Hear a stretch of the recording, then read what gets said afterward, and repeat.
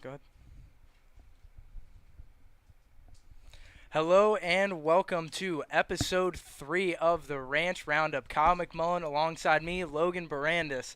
And we are going to be talking a lot about some of the Stallion success as of late, starting with last night's contest in Oneonta, where your Stallions came out on top 5-2 in a pitcher's duel. Jack Walker started the game, went 3 1/3, and it was closed out by James Riley, who threw about 130 pitches, 8 strikeouts, absolutely dominant performance from Riley. And there were a few other Stallions that had some great nights last night at the dish and defensively. You had Easton Bertrand hitting a ball that was mere feet away from going out over that left field wall. Evan Goforth, the birthday boy, played an incredible defense and reached base 4 different times last night. And Logan, let's start with some of the pitching last night. What were your biggest takeaways from both Walker and Riley's performances? Well, I think starting out with James Riley was probably one of the best performances we've seen from him so far this year. It was the longest he's been out there on the mound so far this year. Went 5 1/3 innings in that game and really picked up from Jack Walker, who had a rough start to his day, allowed 1 run in each of the first 2 innings. But after that, he was lights out. He did have some problems in terms of walking base runners, but he did get most of the outs by himself. The fielders didn't have to do too much. He ended up striking out, I believe it was 8 batters on the day. Walker did. It was the most he struck out in a game so far this year, and that's kind of the performance we've been expecting from the Indiana lefty, as he has been one of the top Stallion performers in the last season, and now we're starting to see it this year as well. And if the Stallions can get that from Jack Walker and kind of replace Colson Buchanan after he is no longer with the team after his last start against Albany, that would be a really big boost to that pitching rotation that really needs his help. Certainly a huge void left with the departure of Colson Buchanan, one of the aces for this Stallion team. And looking back at last night's game, you have at the dish, Evan Goforth, we said reached base 4 different times with 2 singles, came around to score twice, and he sort of helped that inning, that 3rd inning, 3-run inning from the Stallions. And from that moment on, didn't look back, just a fantastic performance from the entire team through and through. Nobody really stood out too much on the offensive side of the ball besides really those two. Everyone kind of pitched in and got the Stallions where they needed to be, backed by some great pitching, obviously, and some incredible defense as well. Yeah, Evan Goforth able to reach base 4 times in the game, as did David Shackelford. He had a pretty good night at the dish as well. And Easton Bertrand, we've talked about it on several broadcasts, just like how hard he's been able to hit the baseball throughout the year. Did the same thing on that triple out towards the left field side. I was ready to call it a home run. It was mere inches away from going out. And if it weren't for that left field side and Oneonta being just pure white, it would have been a very hard ball to kind of track. But Easton Bertrand with a nice triple, 2 drive and a run. No one had more than 1 RBI during the game as well. So it was a very balanced offensive attack, and that's something that the Stallions are going to need moving forward. Not just one guy, not just Brandon Fish contributing night in and night out. They are going to need strong nights from multiple Stallions if they're going to want to compete with the Amsterdams, with the Albanys, with the Uticas that are currently in this league. That's right. And looking back at it, the 5 runs were scored from the top 4 runners in the lineup, but the RBIs came from everywhere around the order, top to bottom. Shaq, as you mentioned, had a great night at the dish. Brett Heckert at the top of the order last night, his first time leading off, had an incredible night. And, of course, again, back to that pitching, you really love to see Walker, you mentioned, struggled to find the zone. Locating his fastball was a little bit of an issue towards the end. And then James Riley able to come out of the bullpen and pick him up and throw a fantastic 5 1/3 of relief. Just complete dominance. 8 strikeouts from Walker, even with those, I believe it was 6 walks. And you had Riley with the 6 strikeouts, and he struck out the side at least 1 time last night. And that was just incredible to watch. His splitter was absolutely dominant. You saw it just sink straight out of the strike zone all night. Just a really, really well-pitched performance from the two. Yeah, definitely. And that might have been one of the better pitching performances we've seen from the Stallions as a whole so far this year. We've had a really great individual pitching performance from Colson Buchanan in his last game out against Albany. And other than those 2 games, it's really kind of hard to pinpoint a specific outing where the pitchers were as dominant as that game. So from Walker then straight to Riley, it was a great all-around night, and we talked about it yesterday. It was really important from just a pitching staff standpoint. You still have two big games, one today against Amsterdam and then one tomorrow on the 4th against Albany. Both can be right here at Cantine Field, and you're going to need as many arms possible for both of those two games as you can have. Absolutely. It's going to be an all hands on deck sort of experience these next few days before the off day after the 4th on the 5th of July. And going back, the Stallions have now won 4 of their last 5. Going back to that Mohawk Valley doubleheader, they won the first game 4-0, fell in the second one 12-7. Not the best of pitching performances out of the team, but it was good to see that the bats continued to stay alive throughout that one, continued to compete. But unfortunately, just a couple of mistake pitches gave the grand slam and then the 2-run home run, 2 swing of the bat, 6 of their runs. So really tough to stay competitive in a game like that, but it was nice to see the hitting never really got too quiet in that one. No one seemed to fold. It was just a couple of mistake pitches that really took the Stallions out of that one. Yeah, and it was going to be tough to bounce back, especially in the second game of that doubleheader. Jake Colcourt started that game, and he got off to kind of a rough start, and definitely not something you want to see in a 7-inning game. He threw around 80 pitches or so. I don't think he made it out of the second inning, maybe third inning. Didn't go too long in that start, but the Stallion bats were hot in that one as well. They scored 7 runs overall. David Shackelford hit a home run in that one kind of later on in the game, but once Colcourt kind of struggled, the Stallions pitching staff as a whole kind of struggled to pick him up.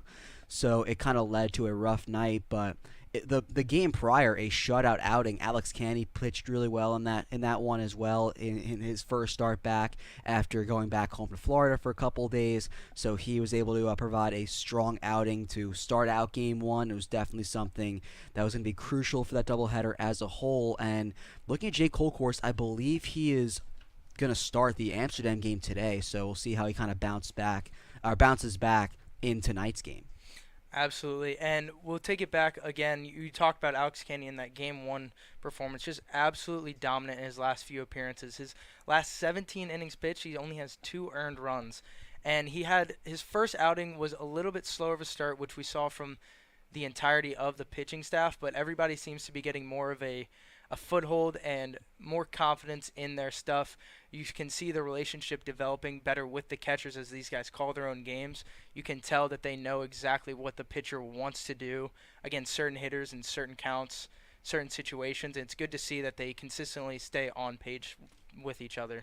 Yeah, and especially since there's 3 different catchers and they're all kind of getting their own rotation. You have Nico Amory, Mason Speaker has been getting some experience at catcher, and as has Jake Skrine. He played in that Glens Falls game, his first start at the catcher spot, so it's been a tough learning curve for whoever's been at the mound, kind of working with a different catcher pretty much each game, but it's been going pretty well for each pitcher because it's never really been a one catcher getting 3 starts in a row. Nico Amory's probably gotten 2 in a row, but they've been kind of flip-flopping at that position throughout the entire year the Stallions have. Absolutely. It's been really fun to watch Mason Speaker sort of come into his own, becoming more of a two-way guy as of late. His first outing, missing the strike zone a little bit more than you would have liked to see, but since then he has really settled in. You can tell that he's taking everything that pitching coach Rich Doobie has been talking to him about and absorbing it like a sponge and just absolutely filling up the strike zone on his last few performances. Yeah, and he's coming off a really great outing against Glens Falls in a game where the Stallions were trying to close out the Dragons, and he pitched, I believe, the very end of that game, and that was probably the best he did in terms of finding the strike zone. Picked up a season high in strikeouts. I believe it was around 4 or 5, something around like that. Had a few in a row as well, Mason Speaker did, and he's had his last 2 performances on the pitching side of things, had 2 scoreless innings in both of them. So really starting to figure things out from the control aspect of things on the mound. And kind of sandwiched in between, he had a great performance on the offensive side where he went 2 for 2 with 2 doubles in the first game of the Mohawk Valley doubleheader. Absolutely. And let's veer off from that a little bit and let's talk about some of the Stallion hitters that have had a lot of success. And let's start at the very top with one of our favorites, third baseman Brandon Fish, currently sitting on a 9-game hitting streak. hitting now just below that 400 mark for the first time we've seen all year, hitting 389 with an OBP of 465 and a slugging percentage of 542. Last night kept relatively quiet, still got a hit, went 1 for 4 with a run and an RBI. So out of that 3 hole that we consistently see him in, just consistent dominance, well aware of his at bats and what he needs to do every time he's at the plate. And that one hit was a double, so it was kind of hard to call him quiet yesterday. But Brandon Fish been one of the better Stallion hitters, if not the best, over his time coming over here. And he was already a polished player after coming over from UMass Lowell, and we have seen it night in and night out with the Stallion third baseman just picking up a hit in his last 9 games. Doesn't strike out too much as well. Kind of ranks in the lower part of the team in terms of that category, but he finds a way to get on base. He plays stellar defense over that third base side. He's even seen himself playing second base in recent days with Kip Futures being added onto the team, so he's been kind of playing around the Stallions infield, and just wherever he's been so far, he's been playing at a really consistent pace, and we'll see how he kind of keeps that up as the Stallions playoff push keeps going. Absolutely, and you mentioned he doesn't strike out very much. Last night we saw just his second strikeout during that 9-game hitting streak. Just complete dominance, completely aware of the kind of pitches that he needs to be seeing and what he can do with each one of them. So, again, great performances out of Fish. We've seen a little bit of movement in the rest of the batting averages, flip-flopping. You have Garrison Berkeley finding his way up the batting average list. Jake Skrine kind of dropping a little bit below that, which you don't want to see out of your 4-hole hitter. But Skrine is continuing to hit the ball well. He got a hit last night, reached on base twice, and had a sac fly in that third inning, that 3-run inning in the third, and helped the Stallions to come out on top against Oneonta. Yeah, Skrine, he's been getting on base at a consistent rate despite the batting average kind of taking a little dip. He does walk a consistent amount. He did a lot this past week, but when I take a look at Skrine and see, or just kind of look at something that kind of pinpoints just his struggles this past week, it goes back to an at-bat. I believe it was against Oneonta, kind of late in that extra inning game. He had a chance to win it for the Stallions, bases loaded, with 2 outs. He ended up striking out on a 3-2 pitch, a high fastball. So he does struggle at points, but overall he has been a really positive addition to the Stallions so far this year. Yeah, you can sort of see him some of these at bats. He's trying to do a little bit too much. He's a very mature hitter. He's gonna go back and kind of take that moment to realize I'm a very capable guy. Not much dominant pitching in this league that we've seen right now. A couple of teams, yes, obviously there have been some good pitching, but a guy like Jake Skrine, very, very veteran presence at the dish. You can always trust that he's going to make the adjustment, and he just was looking to do a little bit too much in that 9th inning, but courtesy of some stellar base running in that bottom of the 10th inning, helped the Stallions secure the win after that Garrett Michelle sac fly into the right field alley. Yeah, and that was one of the better games that we've seen this year. That game against Oneonta, Garrett Michelle able to play a little hero ball for the Stallions. Had a home run earlier in that game, then the sacrifice fly to win it. It was a really back and forth game, and as have most of these games with Oneonta been so far this year. The Stallions may be 4-1 against the Outlaws so far this year, but 3 of those wins have been in walk-off fashion, so they easily could have gone a completely different way. And if they have, we would be talking about a completely different Stallions team to this point, not the team that we're seeing 2 games over 500 right now. So it was a great win for the Stallions, and Garrett Michelle had a chance to kind of follow up that performance yesterday against the Outlaws on the road. Kind of struggled a little bit there, so we'll see if he can kind of hone back in. Now going back into Canton Field, another big game coming up, and now he's not fresh off the game that he was off yesterday where he kind of played the hero role. We'll see if he can hone back in because he's still a younger guy, so he has to kind of realize that the magic does wear off. He has to do that again in a way. That's right. It's a very much a short-term memory kind of sport. No one cares what you did yesterday or back on your high school team. They care about what you're doing today, right now, for your teammates. And you did mention Michelle played hero in that contest 2 days ago now, and Oneonta last night, not much performance from him, but you can definitely expect to see him make an adjustment and come out red hot tonight. And now let's take a look. You mentioned him earlier, kind of buried down in the bottom part of the strike zone, not strike zone, lineup, excuse me, David Shackelford, who's always stuck in about that 7, 8, 9, not usually 10, but sometimes 10. He's the second highest batting average now on the team, hitting 308, has a 3-game hitting streak where he's 4 for 9 with a double and a home run and 2 RBIs to his name. So, red hot right now.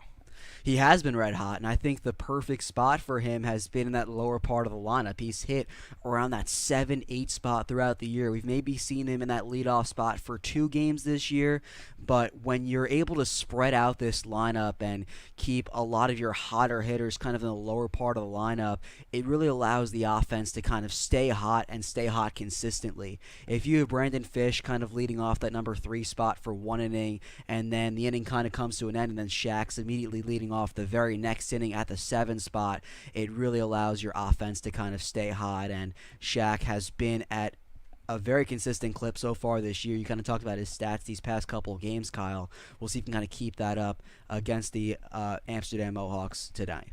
Yeah, and some of these guys that we mentioned, they are buried in the bottom parts of the lineup. Garrison Berkeley hit 6-hole last night, Michelle 7, and Shaq 8.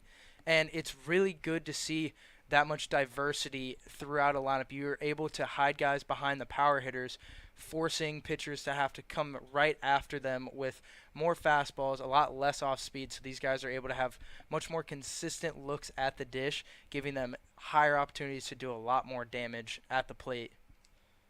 And it looks like that'll do it for episode 3 of the Ranch Roundup. For John Drager covering the camera, Logan Barandis, I'm Kyle McMullen.